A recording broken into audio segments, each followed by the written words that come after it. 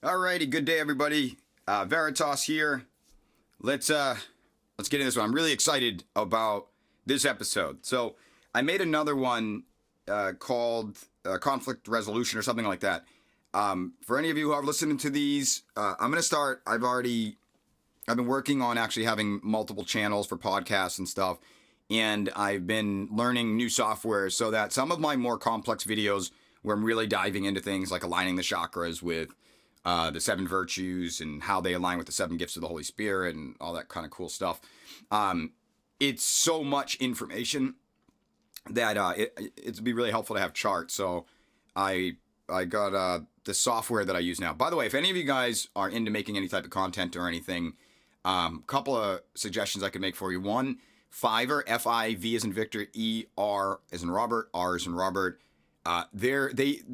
It used to be you could just have anything done for $5. Now, most of the artists or people that do the services will still have a $5 run, but it kind of be more than that. But I mean, really, really inexpensive.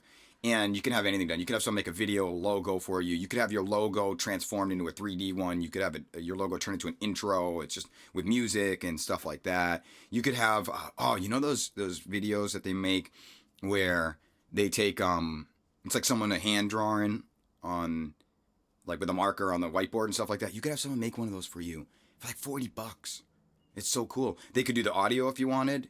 So you could type up what you wanted to have said or something like that. So if you have a business, let's say like a lot of spiritual people, we have different things. Some people do healing. Some people do readings and stuff like that. You could literally have a commercial made for it and it look very, very professional. By the way, if anybody ever wanted voiceover work for a commercial, like let's say they're female and they wanted a male voice, or they're male and they just wanted my sexy voice. That sounded anything but sexy. It sounded creepy and weird. It sounded like that. I saw this thing on, I don't know, Twitter or something the other day, and someone was mentioning, I don't listen to pop music, like the cultural stuff, so I don't know the song they're talking about, but they were saying Drake and some other person, rapper or something, there's a song that was way back in the day, like, too sexy for my shirt, blah, blah, blah. And they were like, yeah, just so you guys know that this song didn't originate with Drake and whomever that other person was, but it was with this guy. And they had the video link to it. And I watched the video and I was like, how was that ever considered sexy? It's like when I just said my sexy voice, right? It's anything but sexy. Anyways, I digress. So I'm pretty excited right now. In my previous episode on the conflict resolution. So what I'm going to do, by the way, is I'm also going to start breaking, like all of my videos, I've just been throwing them on there.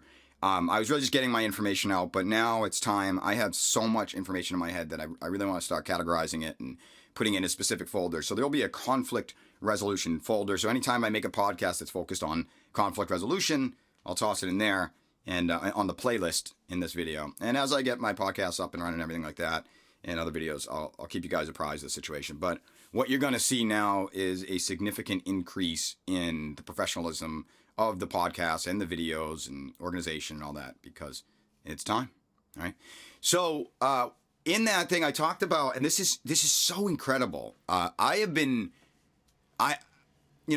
say in a lot about my other podcasts that I get the answer to riddles. It's just all of a sudden through inspiration, just know something and kind of lock onto it, but I don't really fully understand it. And it takes time for my soul's understanding to impart that into my ego and then have the ego impart it into the body so that it happens automatically. And that's kind of how things work.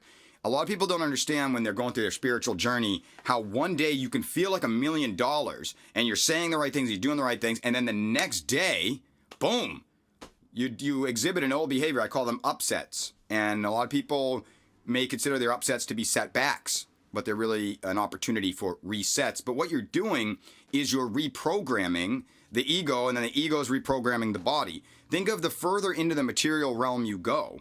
So you got, your spirit, and then you got your soul, and then you get your subconscious, then you get the body, or the ego if you want to call that. And each of those, the further we get into that lower frequencies are more defined, more limited, and more needy. And so they're not like inspiration. They have to develop a habit for things. So what's happening is when you have these upsets, it's important and more helpful to separate yourself at least in the initial stages until you bring everything together and then you become one with all. But until then, it's good to separate it and realize that when you hear negative thoughts, it's not you. It is a program that you created in the past because you needed to. And if you didn't create that program in the past, and you didn't do exactly what you did, and you didn't think exactly what you thought, you wouldn't exist right now. So, in the Bible, they say what got you out of Egypt won't get you into the promised land. It's really important to remember that. The Jews got out of, I think of most of the stories in the Bible not as actual history, but I look at them as parables for human consciousness and soul evolution, spiritual evolution, mind evolution, however you want to refer to it. And what it's saying is what got you out of Egypt, the Jews, the story is, or if you want to call it a parable, the story is the Jews were able to get out of Egypt. Now, when they were in Egypt, it was for them, they were slaves. It was violent. It was a dark place. It was a different time. They needed to develop a certain mentality that would get them to escape from Egypt. It had more fear associated with it. Fear drove them, we got to get out of here. Right? And then when they got out of there, that they didn't drop that old way of thinking. They didn't replace it, transform it, and say, all right, now I was in a dark place, and fear gave me the desire to get the heck out of there. But then they wandered around the desert for 40 years because they never actually said, hey, okay, now it's time to change to getting to the promised land. And so they wandered around, and that's really all that is, right? So our goal when we're going through our spiritual process, and this is myself included, 100%. I had so many upsets throughout this journey, and nobody explained to me that I was separate from the ego, that the ego wasn't bad, that it wasn't my enemy, that it wasn't evil, it wasn't a demon. Demon comes from the word daemon, which means spirit, and spirit is more or less, and spirit is just thought. It's the realm of the mind. There's also a realm of the emotion. That's complex, but that's all it is. It's just thought patterns that we created that are living just as much as you and I are living in our thought perspectives that we have in this present moment. And they need to be healed. And that's it, right? So we want to listen for them and not associate ourselves with them. If you think that it is you and it's part of your identity and you can't transcend your identity so that you can heal it, then it will get repressed, and it will come out in things in your body, pain, sickness, anxiety, depression, things like that, because it's being ignored. And people ignore it when they think it is them, because in their spiritual journey, they don't want to admit that they have these bad thoughts, right? So to embrace your darkness, to embrace your shadow, is to realize it's your shadow. It's behind you. You're walking towards the light. Your shadow is behind you. And then eventually, you turn, you face shadow, you understand it for what it is, and then you become the light, and then you don't cast shadows anymore. But that takes time, right? So, anywho, I digress. So in the thing I say, seek to be understood. Sorry, no, that's definitely not it. Seek to understand. This is what I said in my previous conflict resolution. Seek to understand another before seeking to be understood. Now, I've said in my previous podcast, you may think that you're just talking to a person. Like let's say you're on a phone call with someone, you get off the phone with them, and they made you mad. You think they made you mad. And you're thinking negative thoughts about them. I don't care what anybody says. This one, there are some things they'll say, it's my truth. I'll just say it's my truth that you are connected to everything. And some of us who are more consciously evolved at a higher level of consciousness, who are more aware of the energy that's around us, we can feel other people's negative thoughts and be very aware of them. That's really what empathy is. It's empathy and Intuit. Empathy is mind reading. Inspiration is tapping into the power of the Akasha, as Tesla called it. And intuition is kind of a combination of those two. There are some people out there that have a lower level of consciousness at this moment. It's just like they're a younger kid. They just haven't developed it enough. And they may not be aware of what's going on, but they'll just think negatively about you, and they won't even know why. So it's very important to be aware of your thoughts about someone else. Don't run away from the thoughts. Your job is to transmute them. I have another episode that I talk about this, and I'll have further episodes on really how do you listen to a thought and transmute it. But I'm going to deal with that later. Let's just go over what happened with my sister. So my sister and I, we went through everything as kids. We I mean, it's like something out of a movie, kind of. You know, I don't want to give too much personal information, you know, because I don't. But we were in foster homes pretty much, and then we got unadopted. Then we got adopted. Then we got unadopted. Foster homes. Found a family. They passed away in tragic circumstances, and pretty much by the time I was 17 and my sister was 14, that was it. We had nobody. That was it. From that point on, there was no figure above us that we could count on. And so my sister, my brother, and I developed this very, very close relationship in which, you know, we survived and got, you know, to this point in our lives by always being there for each other. So my sister and I talk a lot. And for a lot of people, you may notice that this is the last 18 months for some of you, 2 years for some of you, 3 years for some, 5 years for some, you've been waking up. And it's probably felt for some of you like the most difficult and simultaneously most amazing time of your life. What's happening is you're waking up to who you truly are, and as you get more powerful, you are bringing to the surface the old traumas that you couldn't deal with at the time, and you're healing them now. And for some of you, you're aware of what's going on. Some of you, you have no idea, and so it's scary. It can feel kind of scary, and it's like, when's the next upset going to come and stuff like that. But anyway, so my sister and I have a close relationship, but you know, it's so close that, you know, as we've been going through our transformation, so I woke up pretty intensely, like just dramatically. My sister's been kind of like a longer drawn out one, but mine was like boom. And so I'm always trying to help her, and sometimes she would call me like when she has a stressful situation, and I would try to help her and give her advice and stuff like that. And it would, like, oftentimes the more scared she was, the more it would blow up in both of our faces when I tried to help. And in the early stages of this, I thought my job was like, I was like, Brian, just be patient. Just be patient. You know what I mean? And I didn't realize, but I had subconscious kind of judgments against her that, oh, she doesn't know any better, and, you know, things like that. Or I would give her advice and we wouldn't argue, and it just like, she just wouldn't do it. And I always be like, you know, and then again, and this is subconscious, people. Like, I didn't sit there. Like, and that's a funny thing, is because the last thing I would ever want to do is be judgmental to someone. I was denying that I was judging or afraid of it. And because I hadn't separated myself from the ego enough, the ego was trying to protect me from giving me signs that my previously held belief systems that were basically creating the thoughts of judgments, and because I didn't want to be a judgmental person, and I had associated myself with those thoughts and the ego too much, the ego tried to protect me and it would repress them.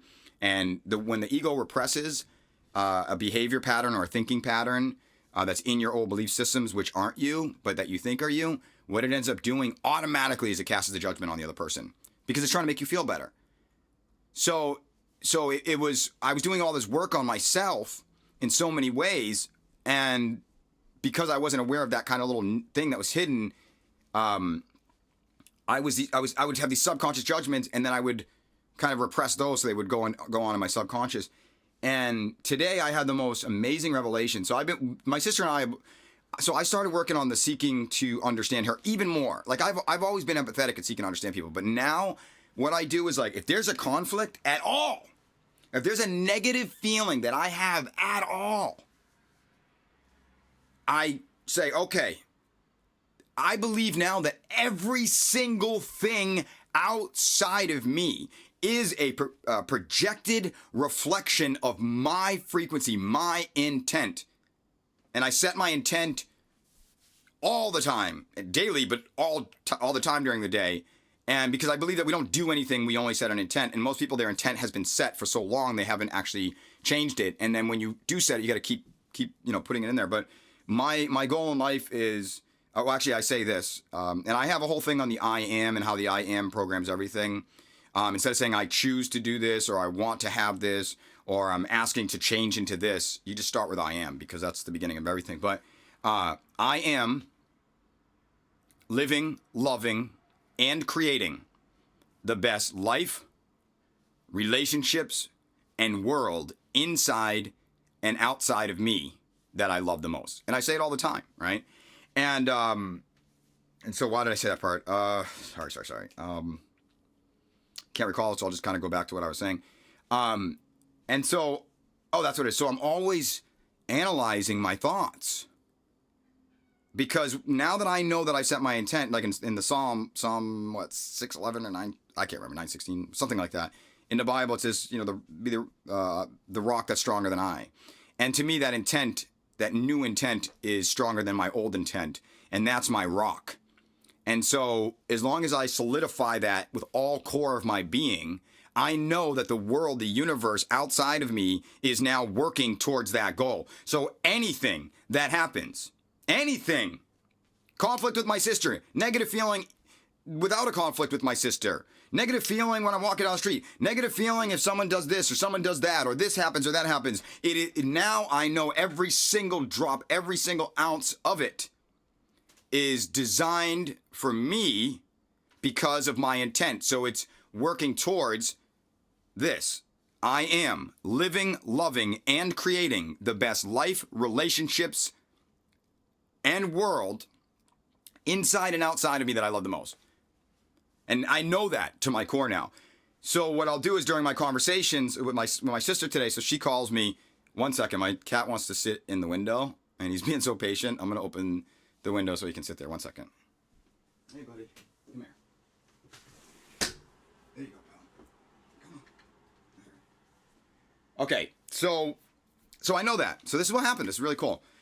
So my sister and I have been working on it. Now, what's really amazing, this is how it kind of works. So I'll give you the direct example. How much time are we on? 16 minutes? Okay. I want to get this one to 22 minutes, 25 minutes. All right.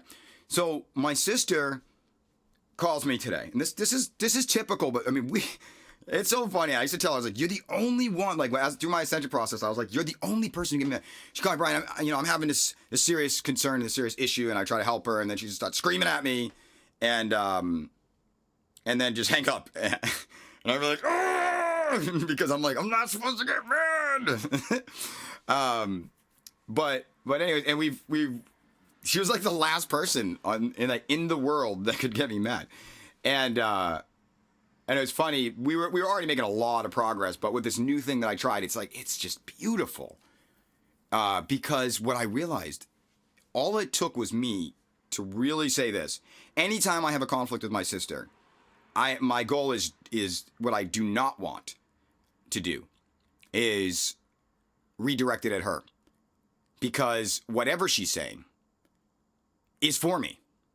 She has God just as much as in her as in me. We're all made of the same stuff.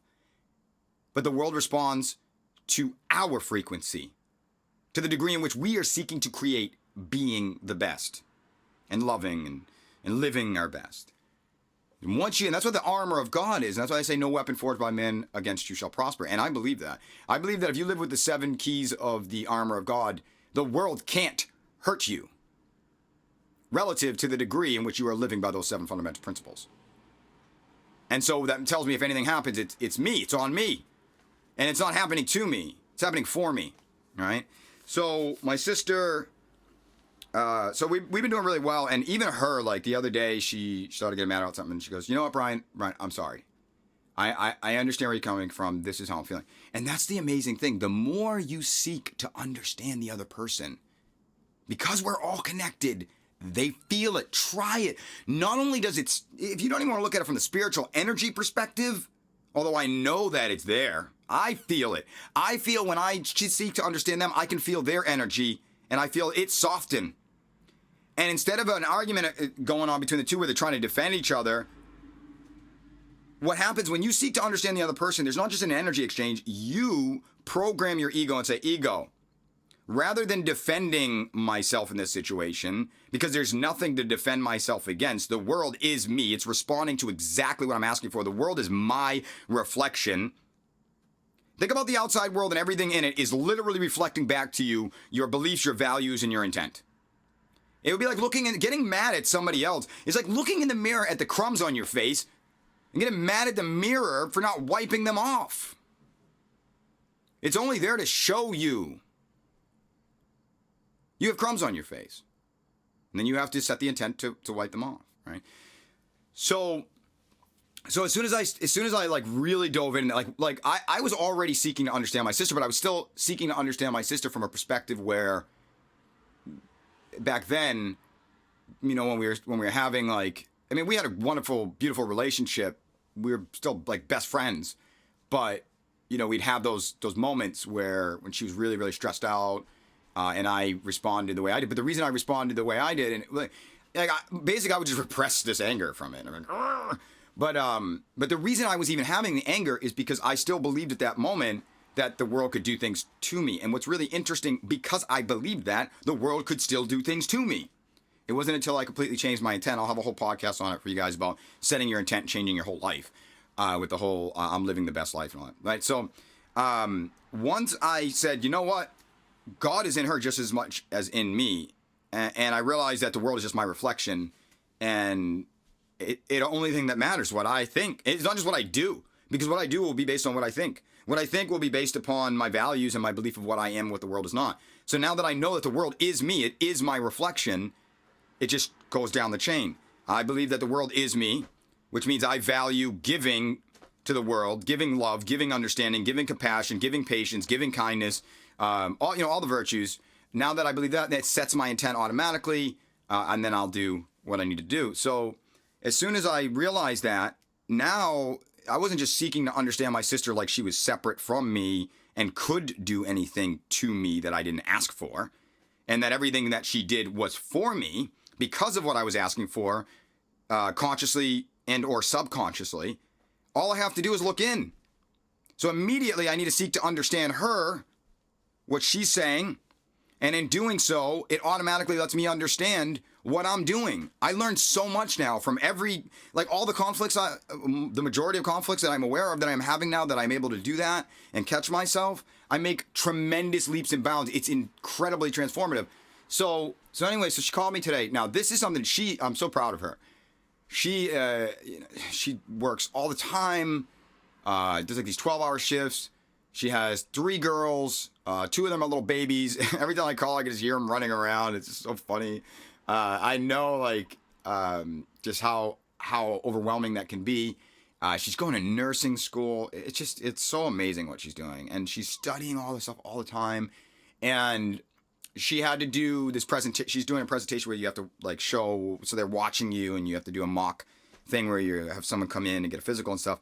And she was reading it to me. And so I go, now one thing that I have always done really well is we're all born with certain gifts. And when I say gifts, our gifts are nothing more than our ability to access the power of the universe within us for a given situation. So some people have a gift at being really athletic. Some people have a gift at being really strong. Some people have a gift at being really diligent. Some people have a gift at public speaking. Some people have a gift at reading people. Some people have a gift at healing. Some people have a gift at calming someone's anxiety. We all have different gifts. And what our gifts are is within our spirit, that's the aspect of us that through experience of our souls or this life, I don't know, we're just made this way.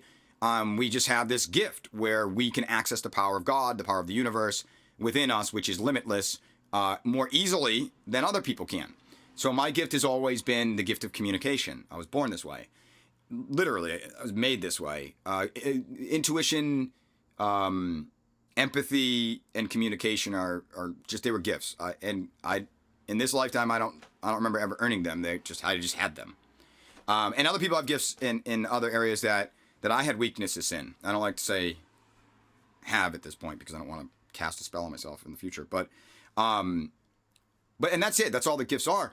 And so I have been in this world for 42 years of my life trying to help people all the time. And I've been able to help people really well. But the thing I would just try to always give people answers. And I realized that is not what I realized this today in the conversation I had with my sister. I'd always try to give people answers. So she called me and she had to write a script. And I immediately, because my gift is understanding communication, the psychology of humans and things like that, I could just immediately see all these little nuances, voice inflection here. Don't use the word try, you give them trepidation. Don't use this word, don't use that word. But that's because I access the source really well. So I try to help her out with that. And then she got really frustrated because she just called me just to say, like, she just wrote it and just wanted to go over it, just to say it a couple of times and feel comfortable. And, you know, she didn't have anybody else that would take her seriously when she was trying to do it. She called me, she wanted me to be serious. But I just woke up, I wake up with a whole bunch of energy. I'm trying to joke around with her. I'm interrupting, being silly, as doing the role playing. And she goes, Brian, you know what? Maybe this isn't a good idea. You know, and then she's like, I'm just trying to say it. And the old belief pattern that I had, in this, we have a whole bunch of them. They're just like thought forms. Some people call them spirits or daemons or whatever. It's just thoughts, right? But it was like, and she's like, you know, nobody takes me seriously. Now, I'm the type of person, anybody, this is anybody in my life, if they have an issue or concern, I don't care what I'm doing, I will as long as I can do it, I will drop what I'm doing and answer it, like, immediately. And the night before, I go to bed at 9, and my sister called me at 9:30, my eyes were shut, I was starting to doze off, and I jumped out of bed and started talking to her, you know, immediately, with no questions asked. And I don't say, hey, I just, you know, you woke me up sleeping, I just do it. But the voice in my head, when she said that, actually, it was more than a voice. The voice came in and was like, you know, you're always there for her. How could she ever think that you don't take her seriously? You know, you literally are there all the time, every time. You know, probably one of the people that take her the most serious in her life. And it started to say that, and I was like, whoa. And I was like, nope, you know what, Shay, sorry. I'm sorry. I was seeking to be understood instead of seeking to understand. I'm sorry. Let me just take a step back here and just understand where you come from. I'm sorry. I'm sorry, Shay. I get it. And she's like, no, Brian. And this is what's, it literally almost made it, my eyes wanted to water. They didn't. But I got the feeling of emotion like they were going to.